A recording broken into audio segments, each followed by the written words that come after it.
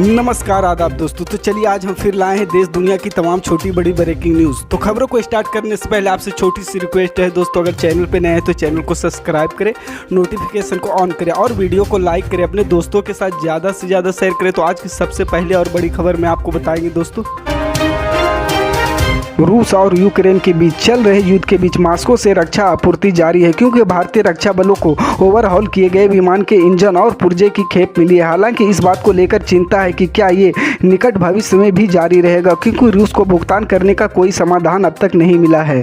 एक सरकारी सूत्र ने बताया कि सुरक्षा बलों को हाल में रूस में शिपमेंट प्राप्त हुए हैं और यह अभी भी जारी। अब तक हमारे सुरक्षा बलों के लिए आपूर्ति में कोई गड़बड़ी नहीं हुई। उन्होंने कहा कि हालांकि इस बात को लेकर चिंता है कि क्या यह आपूर्ति उसी तरह से जारी रह सकती है। भारतीय पक्ष इन रूसी फार्मों को उनके बैंकों से संबंधित प्रतिबंधों को मद्देनजर भुगतान नहीं कर सकता। सूत्रों ने कहा कि एक भारतीय रूसी पक्ष इस मुद्दे को दूर करने का तरीका खोजने के लिए काम कर रहे हैं और कई विकल्पों को पता लगाया जा रहा है। सूत्रों ने कहा कि रूस के नवीनतम आपूर्ति में लड़ाकू विमान इंजन और एक विमान के बेड़े के लिए पुर्जे शामिल हैं और वे समुद्री मार्ग से पहुंचे।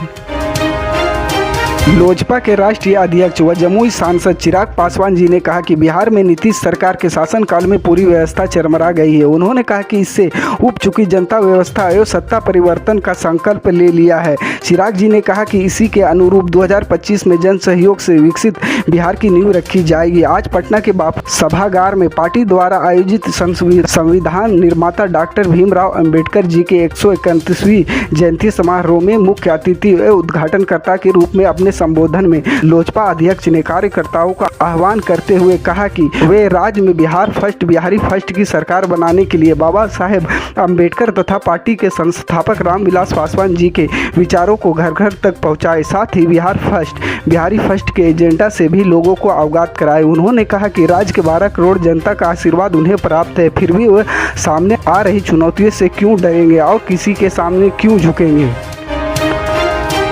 एमपी के खरगोन में रामनवमी के दौरान शोभा यात्रा पर पथराव के आरोपियों के घरों पर जिला प्रशासन की तरफ से बुलडोजर चला दिया गया, जिसके बाद सियासत गरमाई हुई है। कार्रवाई पर AIMIM चीफ असदुद्दीन ओवैसी ने राज्य सरकार पर हमला बोला। उन्होंने सवाल उठाते हुए कहा कि जज ज्यूरी और सब आप ही हैं क्या जो बिना किसी नोटिस किसी का घर गिरा देंगे। उन्होंने शिवराज सरकार पर आरोप लगाया कि मुसलमानों को सामूहिक सजा दी जा रही है। वहीं मुख्यमंत्री शिवराज सिंह चौहान ने एक जनसभा को संबोधित करते हुए कहा, ओवैसी साहब वहीं से चिल्ला रहे हैं, मध्य प्रदेश में ये हो क्या रहा है, वो हो क्या रहा है, आके तो देखे भैया, ये मेरे यहाँ मध्य प्रदेश में यहाँ सब सुरक्षित है, चाहे किसी भी जाति और धर्म का हो।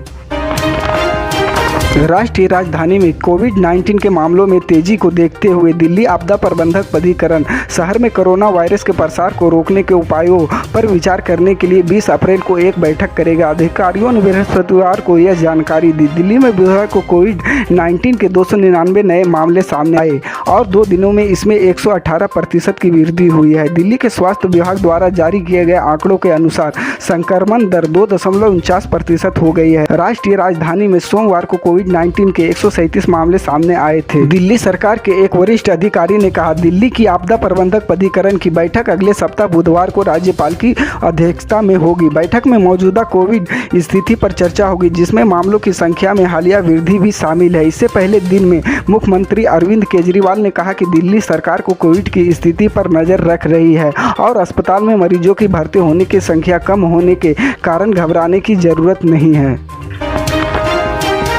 समाजवादी पार्टी के प्रमुख अखिलेश यादव ने कहा कि भारतीय जनता पार्टी अंग्रेजों के रास्ते पर चल देश को बांटने में जुटी हुई है। इसके साथ अपने पिता और पार्टी के संरक्षक मुलायम सिंह यादव के साथ मैनपुरी समीक्षा करने पहुंचे। सपा प्रमुख ने कहा, यूपी में कहीं कुछ नया काम नहीं हो रहा है, जनता की बुनियादी समस्याएं जस की तस है। इसके साथ ही उन्होंने कहा कि हम लोकतंत्र को बचाने की लड़ाई लड़ रहे हैं। देश में हर धर्म को माना जाता है, लेकिन हमारे लोकतंत्र को खतरा पैदा हो गया है। नौजवानों की जिम्मेदारी है कि देश को आगे ले जाएं। इसके साथ सपा प्रमुख अखिलेश यादव ने कहा कि बाबा साहेब ने हमारे संविधान का निर्माण किया, संविधान से हमें वोट का अधिकार मिला, लेकिन कुछ लोग लोकतंत्र को खत्म कर रहे हैं, वो लोगों को बांट रहे हैं। साथ ही कहा कि गरीबी अमीरी की खाई पैदा हो रही है, लिहाजा जो रास्ता अंग्रेजों ने अपनाया था आज राज्य को उसी रास्ते पर ले जाया जा रहा है।